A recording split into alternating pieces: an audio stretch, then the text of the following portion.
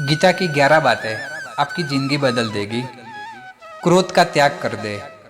क्रोध से मनुष्य की मति मारी जाती है, यानी मूढ़ हो जाती है, जिससे स्मृति भ्रमित हो जाती है।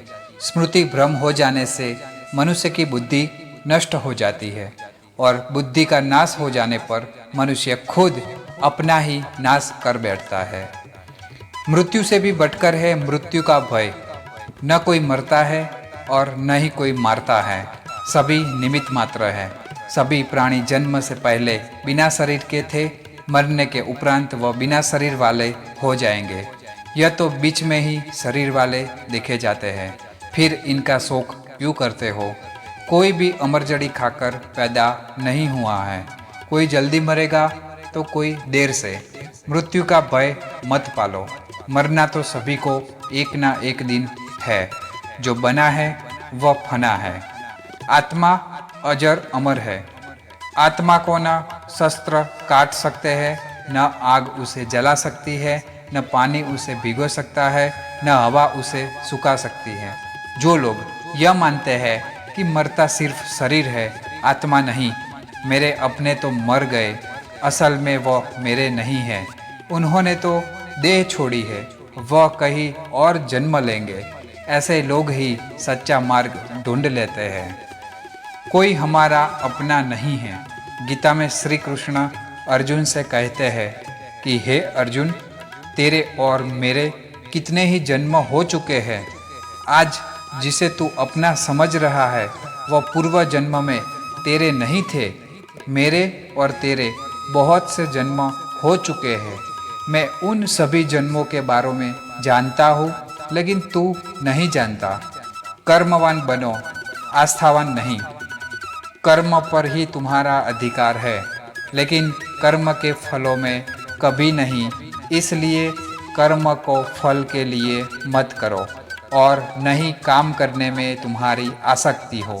जिसका मन अपने वश में है, जो जितेंद्रिय एवं विशुद्ध अंतःकरण वाला है, और संपूर्ण प्राणियों का आत्मरूप परमात्मा ही जिसका आत्मा है, ऐसा कर्मयोगी कर्म करता हुआ भी लिप्त नहीं होता। कर्मों में कुशलता को ही योग कहते हैं। नरक का द्वार। काम, क्रोध तथा लोभ, ये 3 प्रकार के नरक के द्वार सर्व अनर्थों के मूल और नरक की प्राप्ति में हेतु होने या काम, क्रोध और लोभ को नरक के द्वार कहते हैं। आत्मा का नाश करने वाले अर्थात उसको अधोगतों में ले जाने वाले हैं। अतम एवं इन तीनों को त्याग कर देना चाहिए। व्यर्थ की चिंता छोड़, वर्तमान में जियो। क्यों व्यर्थ की चिंता करते हो? किससे व्यर्थ डरते हो? कौन तुम्हें मार सकता है? आत्मा न पैदा होती है न मर सकती है। जो हुआ वह अच्छा हुआ, जो हो रहा है वह अच्छा हो रहा है, जो होगा वो भी अच्छा ही होगा। तुम भूत का पश्चाताप न करो, भविष्य की चिंता न करो। वर्तमान चल रहा है। लगाव की दुख का कारण है तुम्हारा क्या गया? जो तुम रोते हो, तुम क्या लाए थे जो तुमने खो दिया? तुमने क्या पैदा किया था जो नाश हो गया? न तुम कुछ लेकर आए, जो लिया यही से लिया, जो दिया यही पर दिया, जो लिया इसी भगवान से लिया, जो दिया इसी को दिया।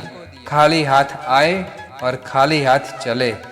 जो आज तुम्हारा है कल और किसी का था, परसों किसी और का होगा। तुम इसे अपना समझकर मग्न हो रहे हो।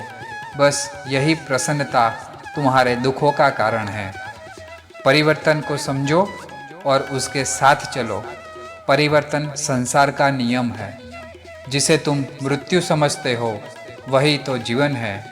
एक क्षण में तुम करोड़ों के स्वामी बन जाते हो, दूसरे ही क्षण में तुम दरिद्र हो जाते हो। मेरा तेरा, छोटा बड़ा, अपना पराया, मन से मिटा दो, फिर सब तुम्हारा है। तुम सबके हो। न यह शरीर तुम्हारा है, न तुम शरीर के हो। यह अग्नि, जल, वायु, पृथ्वी, आकाश से बना है और इसी में मिल जाएगा। परंतु आत्मा स्थिर है। फिर तुम क्या हो? धर्म की शरण में रहो। यदि तुम खुद कुछ नहीं कर सकते हो तो श्री कृष्ण कहते हैं कि तुम अपने आप को भगवान को अर्पित करो। यही सबसे उत्तम सहारा है। जो इसके सहारे को जानता है वह भय, चिंता व शोक से सर्वदा मुक्त है। जो कुछ भी तू करता है उसे भगवान को अर्पण करता चल। ऐसा करने से सदा जीवन मुक्त का आनंद अनुभव करेगा। सारे धर्मों का त्याग कर मेरी शरण में हो जाओ। धर्व सर्वधर्मान् परित्य मामेकं शरणं व्रज। विश्वास मनुष्य अपने विश्वास से निर्मित होता है। जैसा वह विश्वास करता है वैसा वह बन जाता है। सदैव संदेह करने वाले व्यक्ति के लिए प्रसन्नता न इस लोक में है और न ही परलोक में। जो कोई भी व्यक्ति जिस किसी भी देवता की पूजा विश्वास के साथ करने की इच्छा रखता है, मैं उस व्यक्ति का विश्वास उसी देवता में दृढ़ कर देता हूँ। दोस्तों, वीडियो आपको कैसी लगी कमेंट में ज़रूर बताएं। साथ ही वीडियो को सब्सक्राइब और लाइक करना ना